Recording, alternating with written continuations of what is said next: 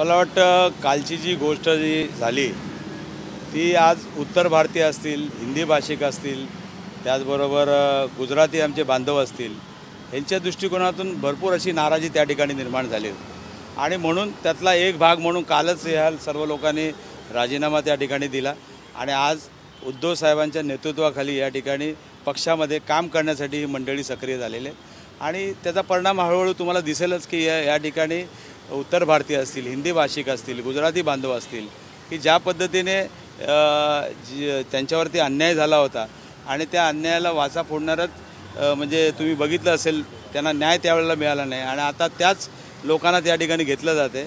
त्यामुळे ही सर्व असंतोष या ठिकाणी निर्माण झालेला आहे आणि म्हणून ही मंडळी यामध्ये सामील होत आहेत। ठाण्यात तुमच्या विरोधात अजूनही उमेदवार मिळत नाहीये, आव्हान संपले असं तुम्हाला वाटतं का की आव्हान वाढेल असं तुम्हाला वाटतं? मला असं वाटतं काल तर गुढीपाडव्याचा मुहूर्त होता, कालच त्या ठिकाणी उमेदवाराची घोषणा करणार होते परंतु दुर्दैवाने त्या ठिकाणी झाली नाही आणि मी पहिल्यांदाच सांगितले होते की येणाऱ्या प्रत्येक माझ्यासमोर लढणाऱ्याला मी शुभेच्छा दिलेल्या आहेत आणि वाट बघतोय कधी उमेदवार त्या ठिकाणी डिक्लेअर होतोय। ते भाजपचा दबाव आहे कारण भाजप सीट या ठिकाणी मागते, कारण ज्या ठाणे लोकसभा मतदारसंघासाठी आनंद दिघे यांनी स्वतःहून शिवसेनेकडे ही सीट मागितली होती, काय वाटतं? मला वाटतं तुम्ही जर बघितलं असेल त्यांच्या लक्षात आलं असेल ज्या मिंदे गटांच्या माध्यमातून या ठिकाणी विश्वासघात करून हे सरकार त्या ठिकाणी आणलं, आज त्यांची अवस्था घरकाना घाटका अशी झालेली आहे आणि अशा परिस्थितीमध्ये एक एक सीट करता भांडावे लागते।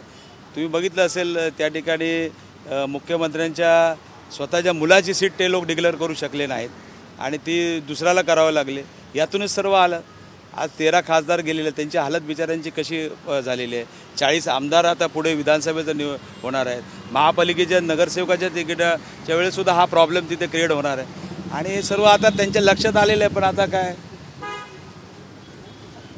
ओके, धन्यवाद।